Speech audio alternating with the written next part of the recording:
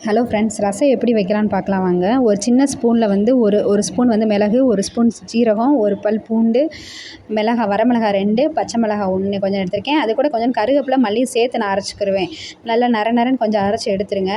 அரைச்சி எடுத்த பின்னாடி ஒரு வானொலியில் கடுகு, கருவேப்பிலை போட்டு நம்ம எப்பயும் போல் தாளிக்கிற மாதிரி கருவேப்பிலை போட்டு தாளித்து விட்டுட்டு, நம்ம அரைச்சி வச்சுருக்கோம் இல்லையா, அந்த அரைச்சி வச்சதையும் இதில் வந்து கொட்டிடுங்க. கொட்டிட்டு அதுக்கப்புறம் தக்காளி வந்து பொடிசாக தான் கட் பண்ணி தனியாக வச்சுருக்கேன். அதை வந்து இதோட வதக்குனதோட சேர்த்து கொட்டிடுங்க. நல்லா மசிச்சு விட்டுருங்க. கரண்டி பின்பக்கம் திருப்பி நல்லா கொஞ்சம் மசிச்சு விட்டுருங்க. இந்த டைமில் வந்து உப்பு லைட்டாக சேர்த்துக்கோங்க. ஈஸியாக வதங்கிடும். லைட்டாக தண்ணி தெளித்து வதக்கிக்கோங்க. உப்பு லைட்டாக சேர்த்து தண்ணி தெளித்து நல்லா வதக்கிட்டோம் அப்படின்னா ஒரு கிரேவி கன்சிஸ்டன்சி மாதிரி இருக்கும். ரொம்ப வலுவலுன்னு அரைச்சிடக்கூடாது ரசத்துக்கு.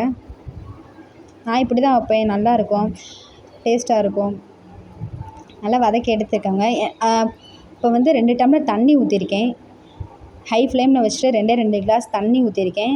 தண்ணி ஊற்றி அது நல்லா கொதிக்கட்டும் அப்படின்னு கொதித்த பின்னாடி தான் நான் வந்து புளி கரைசல் ஆட் பண்ணுவேன். புளி வந்து சைடாக வந்து புளியை வந்து ஊற போட்டு வச்சுருக்கிறேன். ஆனால் அதை இப்போ ஆட் பண்ணலை. இது நல்லா ஹை ஃப்ளேமில் வச்சு நல்லா கொதி வந்த பின்னாடி தான் அந்த புளி கரைசலை சேர்த்துக்கிடுவேன்.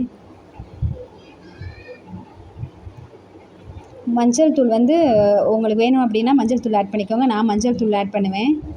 மஞ்சள் தூள் ஆட் பண்ணிவிட்டு ஒரு நல்ல கொதி வரட்டும். அப்போ தான் அந்த மிளகு, சீரகம் அதோட எசன்ஸ் வந்து நல்லா இறங்கி அப்படி நம்ம சாப்பிட்றப்ப தான் ஒரு ஹெல்த்தியான ரசமாக இருக்கும்னு என்னோடய ஃபீலு. புளியை ரொம்ப கொதிக்க விட்டோம் அப்படின்னா கடுத்து போன மாதிரி இருக்கும். நாங்கள் அப்படி தான் சொல்லுவோம், கடுத்து போயிடுச்சு அப்படின்னு சொல்லுவோம். அதனால் புளியை ரொம்ப ரசத்துக்கு வந்து கொதிக்கக்கூடாது. முறக்கட்டினோடனே இறக்கிறது தான். கொதிச்சிருச்சு பாருங்கள். இது வந்து தண்ணியில் தான் அந்த இது ஃபுல்லாக கொதிக்குது. இதுக்கு அப்புறம் தான் புளி ஆட் பண்ணியிருக்கேன். இப்போ புளி ஆட் பண்ணிட்டு இருந்தால் பாருங்கள். புளி கரைசல் லைட்டாக கொஞ்சம் ரொம்ப அதிகமாக புளி சேர்த்துறாங்க, ரசத்துக்கு நல்லா இருக்காது. புளி ரசம் மாதிரி ஆயிரும். இப்போ ஒரு பெரிய நெல்லிக்காய் அளவு, ஒரு 3 பேருக்கு 4 பேருக்குன்னா பெரிய நெல்லிக்காய் சைஸ் அளவு நல்லா ஊற போட்டு கரைச்சி ஊற்றினாலே தரமான புளிப்பு கொடுத்துரும். நம்ம தக்காளி வந்து 2 தக்காளி ஆட் பண்ணியிருக்கோம்ல, அது கொஞ்சம் புளிப்பு டேஸ்ட்டு தான் கொடுக்கும். அதனால் புளி வந்து கம்மியாகவே ஆட் பண்ணிக்கோங்க. இதுக்கப்புறம் வந்து லைட்டாக முறக்கட்டினோடனே நம்ம ரொம்ப கொதிக்க விடலை பாருங்கள். இப்போ நான் கொதிக்க விடலை, முறக்கட்டினோடனே இறக்கிடலாம். புளியை கொதிக்க விட்டால் நல்லா இருக்காது.